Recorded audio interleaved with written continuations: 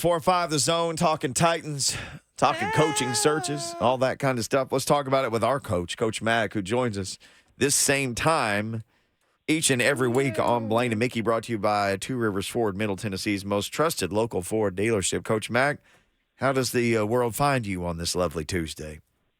Guys, good afternoon. It's great. Yeah, man. Pretty eventful off season. Here we go. Yes, sir. Reportedly, no press release from the Titans yet, but multiple reports that Brian Callahan will be the man to run this team. Now, just your thoughts as you hear that and process that, and I'm sure your paths may have crossed at some point. Just your thoughts on all this. Well, reportedly is a correct adjective right now. Yep. Until it's official, it's official. But reportedly, I mean, this is a guy that grew up in it. I mean, I've coached against his dad, Bill Callahan, in this league for a long time. I mean, and Brian has been around this league a long time, even starting back to when his dad was the offensive line coach at Philly, when Randall Cunningham was up there. And so, I mean, this guy's been on a pretty steady track, for his career. And as I say, so it's not surprising that his time has come around as far as to when, you get, your name gets into the rotation. And then if you have success, and then if you're able to, to interview well and get a lot of people being able to, because they're going to check you out with a lot of different sources. Mm-hmm. And so he's been on a very, very steady track. Worked for Zach Taylor for the last 5 years. I've known Zach Taylor since 1983. So, I mean, he and his brother Press, who's now the offensive coordinator down there in Jacksonville. Look, I mean, it's, they're all of this lineage, that's coming through the system now from the Shanahan tree is some very, very successful young offensive coaches. What have you seen? Because the Titans and the Bengals have certainly met up multiple times now during Callahan's tenure there. What have you seen with the Bengals offense that excites you as a coach when you think, boy, it'd be nice to see those concepts maybe with Will Levis or some of the personnel the Titans have? Well, I mean, first of all, as I say, I know Zach Taylor and his family very, very well. So I know what Zach's all about. And, of course, he and Brian Callahan are clearly very, very close. And the thing when you're breaking film down of the Cincinnati Bengals, if we want to talk about them, the thing that you look at them and see is that they are, they are very game specific with what they do offensively because, they're pretty well multiple. Now, of course, when you get a Joe Burrow in there, but you still have got to be able to adjust it week to week to week, depending on what the defenses have looked at and how they try to over scheme you, because it is always a checkmate deal in the National Football League week to week with coordinators as far as schemes that they're going to work against one another. So I've seen that they've been very malleable. They've been able to, to move things around, and they've got some very core principles. But I know one thing. I think Zach and Brian Callahan understand that quarterback position, and that's really important. Hanging with Coach Mack, getting the Mack attack here on Blaine and Mickey. Well, Coach, I guess reportedly with Callahan coming in, with the order of events, which is next is the Senior Bowl, is that where maybe some assistance will come about if this is true, that he'll be probably interviewing, or how does that process work for hiring your assistant coaches after you get your OC and DC? Then, how does it matriculate to the position coaches? Yeah, Blaine, and let's go back to the beginning of this. Saying that when I go back to my experiences when I got in the rotation, I knew that I was going to be in the rotation, for interviews. You start putting that list together. Mm-hmm. You start putting that list together, way earlier than when you ever have your first interview, and of course the contacts that you have in the league. As I say, Brian Callahan's been in the league for a long time. I mean, he's been in the league for a long time. So, and as I said, especially with his father too, he's been exposed to a lot of coaches. But you start to put that list together, both mentally, and then you start to put it down and go through it and start adding guys to the list, checking guys off of the list. So, I mean, I'm sure that, as you say, reportedly, once it's announced officially, he's got guys already in mind that I'm sure he's already, talked to and talk about. Say if in case I do get a chance at one of these jobs, then what's your contract situation? Where are you? Because your contract situation for the guys that you want to get that's very, very important. Because years ago we used to just put a tag on people, or you could put a title on people and be able to get them out because it was so-called quotation marks, an elevation. Well, they've taken that all away, because if you're under contract, everything is even except for they can block everything if you're under contract except for a head coach. And so everything else, I mean, a lot of it depends on the contract situation that you are in, with the clubs that you're coming from. So it's a pretty intricate process. But all of these guys now, first of all, the representation is so sophisticated. And if once you're going to get into the rotation, Blaine, you've got a pretty good idea. And you've got guys kind of listed 1 through 5 at each position, starting with your coordinators as people that you would want to talk to. No doubt about it. But I guess what you're referencing is usually when you hire one coach over the other side of the ball or not, usually it's harder for them to kind of have those connects on the opposite side. In this case, on the defensive side. Is that usually the case, or just take your own personal situation when you're coming from the defensive side and you become a head coach? Was it harder to find that coordinator, even though you had guys on the list, but they may have been taken or couldn't come or couldn't get elevated or got tagged? How does that process work? And do you always get, really guys No, you know what? In my situation, and again, I'll just relate it to what I did with the 3 interviews I went for. I know exactly that. The first thing I pegged was, who my offensive coordinator was going to be. Mm-hmm. And at the time, and in the league at that time, the system that was running hot was the Ernie Zampese, system that ran through the Cowboys, Norv Turner. Mm-hmm. And so, I interviewed the first guy I interviewed was Norv Turner. And then the next guy that I had lined up when I was head coach for 6 hours, didn't know it for 3, was Mike Martz. So I knew who I wanted, And so I think I know in my case, because I was coming from the defensive side of the ball, I wanted to make sure and secure that first. No doubt about it. We're on with Coach Mack giving us the Mack attack. Coach, what are the conversations like? Because Blaine was asking you about, assembling the staff and kind of take us in the room. Take us in the room on the general manager, the coach, the owner, and you're trying to figure out who has final say on the 53 and who has final say on, we'll keep this many of each position, or who has final say on, we're going to take this guy in the draft. What are those power negotiations like, or are there negotiations you just get told this is what you get final say over? No, you set up a chain of command before any of that ever starts. You set that chain of command up, when the hiring's made. And so that's one of the easier things, that you have. And if you've got that set from the starting out, well, then it makes it pretty simple. I can't say never, had an issue with that, because when I was first hired at the Cardinals, I had control of the draft. So, the first draft, I had control of it. But then I didn't from then on, for reasons that I'll go into in about chapter 12 in my book.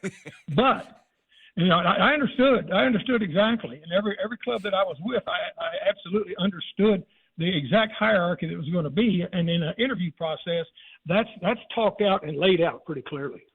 How much does personnel get discussed in interviews? And, this is who we've got, and this is who's under contract, and, what can you do? Do you discuss much of that in interviews? Absolutely. I mean, that's huge, and you need to have a knowledge of that, because that's, the 3 interviews I went through, I had extensive knowledge of all of that, and they want to know. And it's not only nowadays, guys, it's not only just personnel. It's how your assets are allocated in the salary cap. I mean, that's huge. That's huge. And also, where are your contracts now? Yeah. What does your dead money look like if some of the players you're not going to bring back? Exactly what is your cap situation? You have to understand that really, really well going into something, because that's critical. It's very, very critical. And that's what I spent a lot of time learning the salary cap. Because when I took the head job at the Cardinals, I had to clear the cap. So I studied and learned the cap, and also learned all the permutations of it, because you have to be able to do that. Nowadays, I mean, you've got guys to help you do that, but as a head coach, you need to be literate in that type of thing, and that absolutely comes up. Hanging with Coach Mack, getting the Mack attack on Blaine and Mickey. Well, last thing about the hiring, of a coach, how do you like the process? How the NFL has changed on the hiring process of NFL coaches and the timeline and how it works out? Anything that you don't like, or you just kind of like where it's gone to today? Coach Mack. Coach Mack. We got awful quiet there. It's no longer the Mack attack. The Mack just got attacked. He's gone. Oh, he must have been out of the area. I see Bananas feverishly dialing in there. Man, he was as clear as a bell, and then he just disappeared. I think it's that big facility over there. Well, a lot of times he is over there when he calls. It's a cavernous place. Who knows? Mm-hmm. He could have been lost in the Or he could bubble have or been in something his over there. big old house, No, we may be getting him back. I see some activity here on the phone. Again, Dave McGinnis, always our guest during this time, had a little phone issue, but Bonanza's trying to get him back. Looks like we got him back. Hey, Coach. SOS came up on my phone. What the hell happened? We don't know, man. We're all okay here. We're talking about the NFL hiring process. What you Are like y'all now? safe? I just want to be sure y'all are safe first. We're okay. Yeah. No, we were fine, man. We're sitting right. I just want to be sure the SOS sitting on your end. I'm okay too. Okay. Make sure you're good to go, man. We knew you're invincible there, man. So, yeah. The NFL hiring process. Yeah, do you like all the changes that have been made, and is it fair and equal for every coach to make sure they get an opportunity? Blaine, I like the question. It's a very pertinent question nowadays, and the answer is yes, I do like it. And here's the thing. COVID, I think, taught all of us in all the industries we're in that you can conduct meetings face-to-face over a virtual screen. I mean, we conducted an entire draft in the National Football League one year. Yeah. Crazy, over Zoom. So it's a different world, but I do like it because now what you can do, that's what the Titans did, and all these other teams are doing too. First of all, everybody's got an equal chance. And then these initial interviews are all on Zoom, and so there is no advantage to not being in the playoffs and being able to interview face to face, because face to face interviews are huge. So to answer your question, Blaine, it's a really pertinent question, especially the way the things are operated now in the National Football League in this process. Yes, I do like it. And I guess one more CEO model as a head coach, or more play caller model as a head coach? Kind of take us through. You can be both. Right. Now, you can be both, but just kind of take it what's really different and why that model is kind of getting down the road of CEO a lot of times now in the NFL, unlike in this case, but it seems like that's kind of the trend. Yeah, well, you've got to be a CEO when you take it over because that's what you are. I mean, that's going. I mean, every head coach I've ever worked for has been a CEO. I was a CEO when I was a head coach, so everything comes to your door. Sooner or later, that door, somebody's going to knock on your door, and it's not going to be related to football. But that being said, then the fact is that as to whether you're a play caller or not, I mean, that's up to your own discretion, because there's been people that have done it, both ways and been successful doing it both ways. So I think it's pertinent to the individual that's doing it, and it also depends on the situation that you're in. But as a CEO, you never get away from being a CEO in the National Football League as a head coach, because I promise you, there is so much that comes across your desk that has nothing to do with what you're going to do on 3rd and 5. Well, with Coach Mack giving us a Mack attack, and I'm sure you're going to give us your opinions on these matchups. Yeah, anything that stands out for you in these championship game matchups? The Chiefs got by the Bills again, man. They remain the Bills' kryptonite. Wow.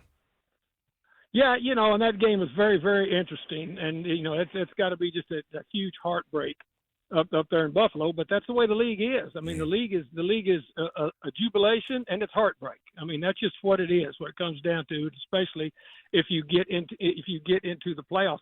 And I said this when we left London. I said this is the best football team that the Titans have played this year, and I still think they were the best football team all year that the Titans played. So until somebody proves me wrong, I mean, I think Buffalo is very, very strong. I think the the Detroit Lions aren't just a Cinderella story. They're a good football team. Mm-hmm. They're a good football team that's been developed for 3 years, with a complete change and with some very astute drafting by Brad Holmes and Ray Agnew up there when they came in. And then, of course, Campbell's done a great job. But the 49ers have been in place for a long time. Yeah. And then if Deebo Samuel doesn't play, I think it makes a huge difference in this game. If Deebo Samuel does play, I have a hard time going against the 49ers. What do you think about Brock Purdy? It seems like people always want to argue about him and, well, he's not Lamar and he's not this guy and he's not that guy. Well, all of us see him do every week is pretty much find a way to win a game. W-I-N. Yeah. W-I-N. I mean, and is Brock Purdy the MVP of the league? Hell no. Is Lamar Jackson the MVP of the league? Hell yes. But they're both in the same position in different conferences. So, all that really matters is at the moment that you win the ball game. If Brock Purdy plays like he did the first 3 quarters for all 4 quarters, they will not win. Mm-hmm. Now, if he plays all 4 quarters like he played the fourth quarter of the last game, they got a chance. Hanging with Coach Mack, getting the Mack Attack here on Blaine and Mickey. All right, one last one for you. Callahan has never called plays. What is it like to learn and just process the art of calling plays from the sideline? Yeah. Well, you have to learn it, but I mean, I know he's been tied to the hip with Zach Taylor, and as I said, guys have come in to this thing, and it's not just like he's brand new and all of a sudden he's going, oh hell, now you got to call plays in the game, because let's just look at some of the. I mean, Sean McVay never called plays before he took over out there. Zach Taylor never called plays. Andy Reid never called plays before he got the Eagles job. So there's got to be a first time. But these guys, on offense and defense, I mean, they're not just sitting there with earplugs in these meetings for years. They know what's going on. But there is a difference to it. You've got to understand it. And it's just like anything else, like all of us in our jobs, as we progress, we get better. Mm-hmm. Coach Mack, we appreciate it. We know you're busy. Glad there was no emergency when we lost you there. We're good here and you're good there. So thank goodness everybody's good, and we'll be good for next week then. Hey, it's almost Senior Bowl time, man. I mean, we're right here at. I'm leaving. I'm leaving. I'm leaving to go down there this weekend. So we will be talking from Mobile. Dude, you'll be doing so much Coach Mack stuff down there. I can't even imagine the level of Coach Mackery that'll be going on. Yeah, you and Rhett. Yeah, man. you guys need to come along one day and 1 week with me down there. It's a trip. Share my man Jim. I said hello, Jim Nagy. Hey, Blaine. I will see Jim Nagy and his assistant Molly the first thing, and I'll tell him you said hello. That sounds good. Travel safe, Coach. Looking forward to talking to you down there. Thanks, guys. Always appreciate it. Yes, See you. sir. The one and only Coach Mack, the coach of Titans Radio. All right.